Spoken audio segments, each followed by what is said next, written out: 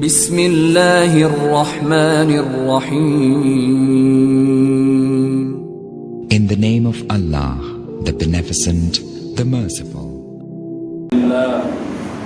الحمدللہ رب العالمین والصلاة والسلام على سید الانبیاء والمرسلین وعلى آلہ واصحابہ اجمعین، اما بعد، فقد قال اللہ تبارک وتعالی فی القرآن المجید والفرقان الحمید. اعوذ باللہ من الشیطان الرجیم، بسم اللہ الرحمن الرحیم. یا ایہا الناس انا خلقناکم من ذکر وانثى وجعلناکم شعوبا وقبائل لتعارفوا. صدق اللہ العظیم وصدق رسولہ النبی الکریم ونحن علی ذلک من الشاہدین والشاکرین.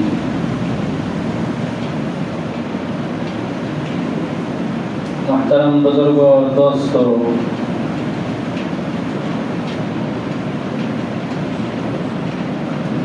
ابھی 3-4 دن میں ہمارے سامنے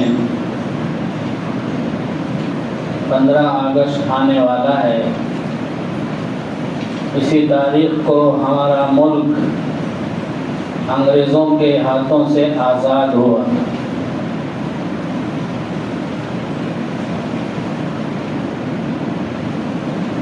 مناسب معلوم ہوا کہ جنگ آزادی سے متعلق چند باتیں آپ حضرات کے سامنے رکھی جائیں.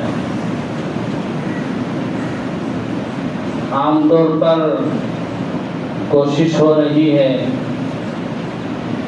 کہ آنے والی نسل کو یہ بتایا جائے، یہ باور کیا جائے کہ آزادی دلانے میں مسلمانوں کا کوئی کردار نہیں تھا، کوئی رول نہیں تھا. اسکول میں جو بھی کتابیں پڑھائی جاتی ہیں، دھیرے دھیرے مسلمان مجاہدین آزادی کے نام مٹائے جا رہے ہیں، حذف کیے جا رہے ہیں. ایک سوچی سمجھی سازش کے تحت یہ کام ہو رہا ہے، لیکن ہمیں اپنی نسل کو آگاہ کرنے کی ضرورت ہے. ہم نے اس ملک کو ہمارے اکابر نے، ہمارے اسلاف نے اس ملک کو اپنا خون بہا کر آزاد کیا. زمین کے، اس ملک کی زمین کے ایک ایک چپے میں ہمارے اکابر اور ہمارے بزرگوں کا خون بہا ہوا. بزرگوں اور دوستوں، آزادی ایک فطری چیز ہے. اللہ تبارک و تعالیٰ نے فرمایا یا ایھا الناس انا خلقناکم من ذکر و انثی. اے انسانوں، ہم نے تم سب کو ایک مرد اور ایک عورت سے پیدا کیا ہے. تم سب برابر ہو. تم میں سے ایک آقا اور ایک غلام ایسا نہیں ہے. اگر تم غلام ہو تو صرف اپنے پالنے والے اللہ کے غلام ہو. غلامی اگر کسی کے لیے سزاوار ہے تو صرف رب العالمین کی غلامی ہے. رب العالمین کے سوا کسی کی غلامی تمہارے لیے روا نہیں ہے. اللہ تبارک و تعالیٰ نے فطری طور پر ہمیں آزادی دے رکھی. چلتے چلتے جب زمانہ بدلتا گیا تو لوگوں نے انسانوں کو غلام بنانا شروع کر دیا. باقاعدہ غلاموں کے بازار لگتے تھے اور ان کو بیچا جاتا تھا، ان کو خریدا جاتا تھا. جب اسلام آیا تو دھیرے دھیرے اسلام نے غلامی کے سلسلے کو ختم کیا. اللہ تعالیٰ قرآن میں فرماتے ہیں وَيَضَعُ عَنْهُمْ إِصْرَهُمْ وَالْأَغْلَالَ الَّتِي كَانَتْ عَلَيْهِمْ. یہ نبی جو آخری نبی تمہارے پاس آنے والے ہیں، یہ تم سے بوجھوں کو اور ان توخوں کو جو تمہارے گردنوں میں ہیں ان کو گرانے والے ہیں، ہٹانے والے ہیں، اتارنے والے ہیں. اور ایک جگہ اللہ فرماتے ہیں ضرب اللہ مثلا عبدا مملوکا لا يقدر على شيء.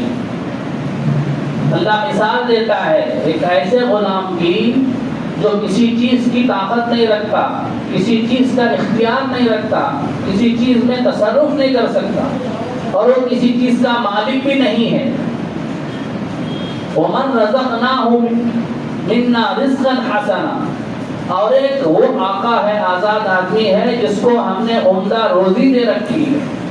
وہ يقدر على كل شيء، وہ ہر چیز میں تصرف کر سکتا ہے، ہر چیز میں اختیار رکھتا ہے. وهو ينفق منه سرا وجهرا، وہ اپنے مال کو چھپا کر بھی کھلا بھی خرچ کرتا ہے. هل يستوون، ایک طرف ایک غلام ہے اور ایک طرف آقا ہے. غلام کو کسی بھی چیز کرنے کا اختیار نہیں ہے، لیکن آقا کو، آزاد آدمی کو ہر چیز کرنے کا اختیار ہے. کیا یہ دونوں برابر ہو سکتے ہیں؟ دونوں برابر نہیں ہیں. تو بزرگوں اور دوستوں، اللہ نے ہمیں فطری طور پر آزادی دی. اگر کوئی ایسا کام ہو جو ہماری آزادی کے خلاف ہو تو ہمیں اس کے خلاف لڑنے کا حکم دیا گیا. عام طور پر بتایا جاتا ہے، سب جانتے بھی ہیں، شاید جانتے بھی ہوں گے، انگریز تجارت کی غرض سے سب سے پہلے ہندوستان آئے تھے. کالی کٹ میں اترے تھے، اسی طرح کلکتہ میں آئے تھے. وہاں انہوں نے تجارت کو دھیرے دھیرے بڑھانا شروع کر دیا. انہوں نے دیکھا کہ یہاں تجارت کے مواقع بہت زیادہ ہیں، اس لیے اور بھی تاجرین کو یہاں آنے کی دعوت دیتے تھے. دھیرے دھیرے ان کی قوت بڑھتی گئی، ان کا زور بڑھتا گیا، یہاں تک کہ ایسٹ انڈیا کمپنی کے نام سے کمپنی قائم ہو گئی. اب اس زمانے کا جو بادشاہ تھا اس نے اس کمپنی کو پاور دے دیا، جس کی وجہ سے یہ کمپنی بڑھتے بڑھتے ایک ایک علاقے پر قابض ہوتی چلی. اب پورے ہندوستان میں بس برطانیہ کا زور چلنے لگا، برطانیہ کی حکومت کے جھنڈے لہرانے لگے. تو اس وقت حضرت شاہ عبدالعزیز رحمۃ اللہ علیہ، جو شاہ ولی اللہ رحمۃ اللہ علیہ کے بیٹے ہیں، انہوں نے فتویٰ دیا کہ اب ہندوستان دار الحرب ہو گیا ہے، کافروں کا ملک ہو گیا ہے. یہاں کے کافروں سے لڑ کر اپنے ملک کو آزاد کرنا ہم پر فرض ہے. حضرت شاہ عبدالعزیز رحمۃ اللہ علیہ نے فتویٰ دیا. اس فتوے دینے کے نتیجے میں ان کو ستایا گیا، ان کے جائیداد ضبط کر لیے گئے، ان کے پاس جو بھی جائیداد تھے سب ہڑپ کر لیے اور ان پر قاتلانہ حملہ کیا گیا. 2 مرتبہ ان کو زہر دے کر مارنے کی کوشش کی گئی. اس کے باوجود ڈٹے رہے اپنے فتوے پر. اس فتوے کے نتیجے میں حضرت مولانا سید احمد شہید رحمۃ اللہ علیہ، حضرت مولانا اسماعیل شہید رحمۃ اللہ علیہ اپنی جماعت کو لے کر بالا کوٹ کے میدان میں لڑے. وہ بھی تاریخ میں مذکور ہے.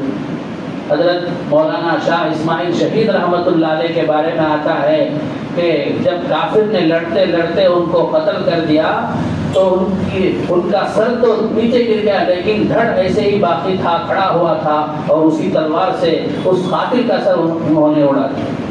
اتنے بہادر تھے، اتنے جری تھے. عام طور پر سمجھتے ہیں کہ 1850 عیسوی ہی سے جنگ آزادی شروع ہوئی، نہیں بلکہ اس سے پہلے ہی آزادی کی جنگیں شروع ہو گئی، تحریکیں شروع ہو گئی.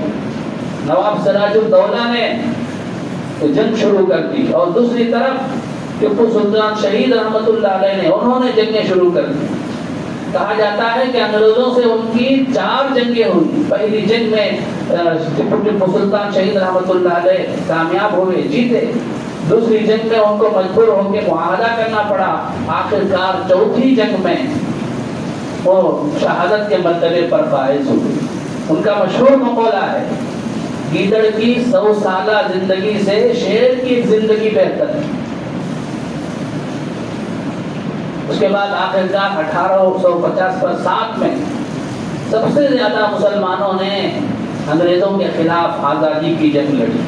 خاص طور پر مظفر نگر ضلع شاملی کے میدان میں اکابر علماء دیوبند نے انگریزوں سے جنگ لڑی.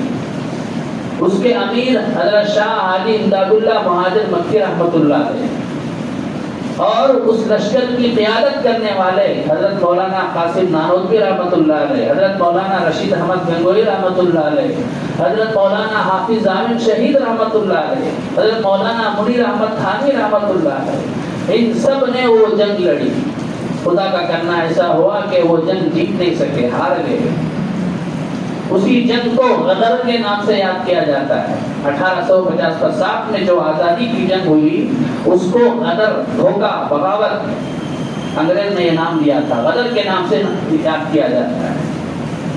اور اس پہلی جنگ آزادی میں سب سے زیادہ شرکت کرنے والے مسلمان ہی تھے، مسلمان علماء تھے، بزرگان دین تھے، مفتیان کرام تھے، مدرسین تھے. مسلمان ہی سب سے زیادہ پیش تھے، کیونکہ انگریز نے مسلمان حکومت پر قبضہ کیا تھا. اس سے پہلے 800 سال تک مسلمانوں نے حکومت کی تھی، تو اب سب سے زیادہ انہی کو فکر تھی، تو اس لیے مسلمان ہی آگے تھے. اس وقت تک جو ہمارے برادران وطن ہیں غیر مسلم بھائی، ان کو اس کا اتنا احساس نہیں تھا. تو پہلی جنگ آزادی میں سب سے زیادہ مسلمان ہی جنگ میں شریک رہے. اس لیے اس جنگ کے بعد ظالم انگریز حکومت نے مسلمانوں پر اتنے ظلم کے پہاڑ توڑے کہ تاریخ میں آج بھی وہ محفوظ ہے. دہلی میں کئی سو علماء کو درختوں پر لٹکا کے پھانسی پہ لٹکایا گیا. درختوں پر پھانسی کے پھندے پر لٹکایا گیا. سبوں علماء توپ ہوتے تھے، توپ میں علماء کو باندھ دیا جاتا تھا اور توپ چلا دیا جاتا تو ان کے جسم کے پرخشے اڑ جاتے تھے. کئی سو علماء کو خنزیر کا جو چمڑا ہے، خنزیر کی کھاد ہے، اس کو نکالا جاتا اور اس میں زندہ علماء کرام کو اندر رکھ کر سی دیا جاتا، پھر اس کو اٹھا کے آگ میں ڈال دیا جاتا. خنزیر کی چربی کو بدن کے اوپر مل دیا جاتا، پھر آگ میں پھینک دیا جاتا. تو کئی سو علماء، ہزاروں علماء نے اس آزادی جو ہے ملک کی آزادی کے خاطر شہادت کا نذرانہ پیش کیا، اپنا خون بہایا. اب وہ جو جنگ ہوئی شاملی کے میدان میں، اس جنگ کی وجہ سے حضرت مولانا رشید احمد گنگوئی رحمۃ اللہ علیہ کے خلاف گرفتاری کا وارنٹ ہو گیا. چنانچہ حضرت کو رامپور کے علاقے سے گرفتار کر کے سہارنپور لے جایا گیا، وہاں کالی کھوٹری میں رکھا گیا، پھر وہاں سے مظفر نگر جیل میں 6-7 مہینے رکھا گیا. حضرت مولانا قاسم نانوتوی رحمۃ اللہ علیہ کے خلاف بھی وارنٹ جاری ہوا، لیکن وہ گرفتار نہیں ہو سکے. اسی زمانے میں حضرت مولانا فضل حق خیر آبادی رحمۃ اللہ علیہ منطق اور فلسفے کے، علم حیات کے، سائنس کے بڑے امام تھے اپنے زمانے کے. انہوں نے بھی کافروں کے خلاف، انگریزوں کے خلاف جہاد کرنے کا فتویٰ دیا. جج نے فیصلہ سنا دیا کہ ان کو انڈمان میں بھیج دیا جائے، کالا پانی میں. چنانچہ ان کو لے جا کے انڈمان میں کے جیل میں ڈال دیا گیا. اپنے وقت کے علامہ، اپنے علاقے کے سب سے بڑے عالم مفتی، وہاں ان سے ذلیل کام لیا گیا. رسوائی سے لبریز، ذلت سے لبریز کام ان سے لیا گیا. قیدیوں کے بارکوں میں کی صفائی ان کے ذمہ تھی. ان کا کوڑا کرکٹ، ان کے کچرے سب اٹھانا ان کے ذمہ تھا. ایک صاحب ان کو حضرت کو دیکھنے کے لیے گئے تو وہ اپنے سر کے اوپر گندگی اٹھاتے ہوئے جاتے ہوئے دیکھا. ایسی جو ہے ان سے کام کروائے جاتے تھے. اس کے بعد ان کے جو فرزند تھے حضرت مولانا شمس الحق رحمۃ اللہ علیہ، انہوں نے کسی طرح سے ضمانت کا وارنٹ لے کر، رہائی کا وارنٹ لے کر پہنچے انڈمان، اور وہاں سے اتر کر جا رہے تھے تو دیکھا کہ ایک جنازہ آ رہا ہے. لوگوں کا بہت بڑا مجمع ہے. پوچھا کہ کس کا جنازہ ہے؟ تو لوگوں نے کہا کہ یہ حضرت مولانا فضل حق خیر آبادی رحمۃ اللہ علیہ کا جنازہ ہے، کل ان کا انتقال ہو گیا تھا۔ تو بزرگوں اور دوستوں، اس طرح کی قربانیاں ہمارے اکابر نے، ہمارے علماء نے، ہمارے بزرگوں نے دی ہے اس ملک کو آزاد کرنے کی۔ اب اس کے بعد دارالعلوم کے صدر مدرس حضرت مولانا شیخ الہند محمود حسن صاحب رحمۃ اللہ علیہ دارالعلوم کے شیخ الحدیث تھے، مدرس تھے، لیکن ان کے اندر بھی ملک کو آزاد کرنے کی چنگاری کی فکر تھی۔ ان کی کوشش یہ تھی کہ آس پاس جو بھی حکومتیں ہیں، مسلمان حکومتیں، اس وقت ترکی کی حکومت تھی اور اسی کی حکومت حجاز میں بھی تھی، افغانستان میں مسلمانوں کی حکومت تھی، ان کی مدد سے ان کے فوجوں کو لے کر انگریزوں کے خلاف لڑنے کا ایک منصوبہ بنا، ایک پلان بنایا۔ اپنے شاگرد مولانا عبید اللہ سندھی رحمۃ اللہ علیہ کو اسی کام کے لیے افغانستان بھیجا، اور اس کام پر مشورہ کرنے کے لیے، لوگوں کا ذہن بنانے کے لیے حضرت خود حجاز مکہ چلے گئے۔ وہاں 2 سال تک رہے، وہاں جو ترکی حکومت کے گورنر تھے ان سے باتیں کرتے رہے، ملاقاتیں کرتے رہے۔ تو حضرت مولانا سندھی عبید اللہ سندھی رحمۃ اللہ علیہ افغانستان سے ریشمی رومال میں خط لکھ کر حضرت کو بھیجتے تھے، کسی طرح سے انگریز حکومت برطانیہ کو ان خطوط کی خبر ہو۔ تو حضرت مولانا شیخ الہند رحمۃ اللہ علیہ کو اس جرم میں وہی مکے میں حجاز میں گرفتار کر لیا گیا۔ گرفتار کر کے حضرت کو حضرت کے شاگرد رشید حضرت مولانا حسین احمد مدنی رحمۃ اللہ علیہ کو، اور اس کے علاوہ مولانا عزیز گل اور اسی طرح حکیم نصرت خان صاحب رحمۃ اللہ علیہ اور وحید احمد مدنی جو حضرت مولانا حسین احمد مدنی رحمۃ اللہ علیہ کے بھتیجے تھے، کل 5 افراد کو قید کر کے لے جایا گیا اور مالٹا کے جیل میں رکھا گیا پورے 6 سال تک، 7 سال تک۔ اتنا ستایا گیا، اتنی تکلیفیں پہنچائی گئی ان بزرگوں کو۔ جب حضرت شیخ الہند رحمۃ اللہ علیہ کا انتقال ہوا، ان کو پانی نہلایا گیا، تو پانی نہلانے والے نے کہا کہ میں نے دیکھا کہ کمر میں صرف ہڈیاں تھیں، ہڈیوں کا ڈھانچہ تھا، پورا گوشت جو ہے پگھل گیا تھا۔ اس طرح سے کافروں نے، انگریزوں نے حضرت مولانا شیخ الہند رحمۃ اللہ علیہ کو پر ظلم ڈھائے تھے۔ وہی 6-7 سال کے عرصے میں حضرت مولانا شیخ الہند رحمۃ اللہ علیہ نے تفسیر عثمانی لکھی، ترجمہ قرآن لکھا۔ حضرت مولانا حسین مدنی رحمۃ اللہ علیہ نے وہی قرآن پاک حفظ کیا، اور اسی جگہ حکیم نصرت خان صاحب کا انتقال ہو گیا۔ تو بہرحال تاریخ لمبی ہے۔ اس کے بعد آئے رہا ہو کر 5-6 سال کے بعد، اور اس کے بعد جو ہے کانگریس کی بنیاد پڑی، اور گاندھی جی بھی جو ہے ساتھ تھے۔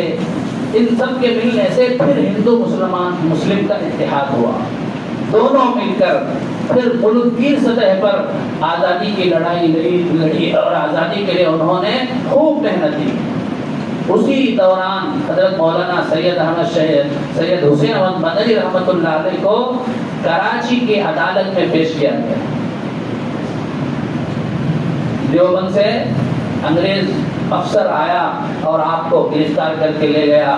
جاتے ہوئے حضرت مولانا حسین احمد مدنی رحمۃ اللہ علیہ نے ایک کپڑے کا تھیلا اپنے ساتھ لے لیا۔ اب چلو جہاں لے جانا چاہتے ہو۔ آپ کو لے جا کر دیوبند سے کراچی کی عدالت میں لے جایا گیا، پہنچایا گیا۔ وہاں پر جج نے پوچھا، تمہارے بارے میں الزام ہے کہ تم یہ فتویٰ دیتے ہو کہ انگریزی فوج میں بھرتی ہونا حرام ہے، تمہارے اوپر یہ الزام ہے، تم کیا کہتے ہو؟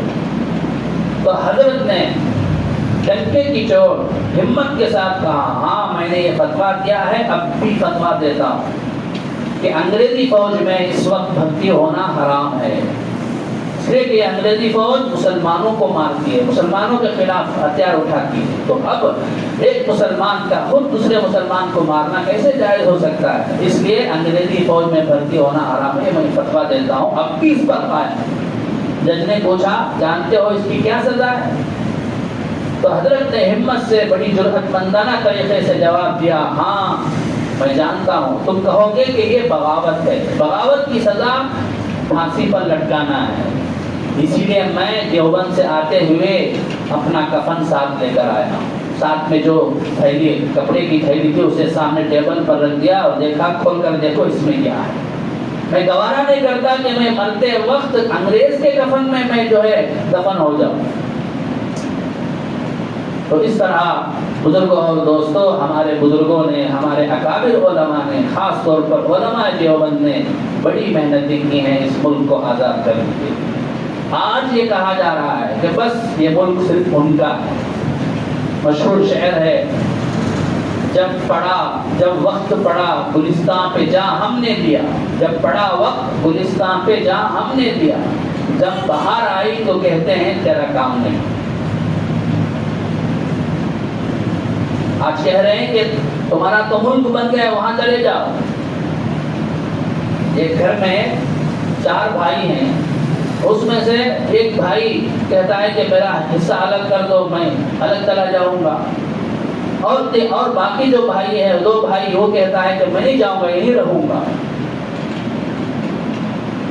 تو اسی طرح سے ہم نے اپنے گھر کو چھوڑ کر جانے سے انکار کیا ہے۔ اگر ہم بھی چلے جاتے تو ملک اور ٹکڑا ہو جاتا تھا۔ یہ ہمارا احسان ہے کہ ہم نے وہاں جانے کے بجائے یہاں رہنے کو پسند کیا، اور پسند کر کے ہم نے ملک کو اور جوڑے رکھا۔ تو ہمیں آج یہ سمجھانے کی ضرورت ہے، اپنی نسل کو بتانے کی ضرورت ہے کہ اس ملک کی آزادی میں جتنا حصہ ہم مسلمانوں کا ہے، اتنا حصہ جو ہے غیر مسلموں کا نہیں ہے، کیونکہ ہمارے ہاتھوں سے ملک کو چھینا گیا تھا۔ ہم سے زیادہ کون لڑ سکتا ہے؟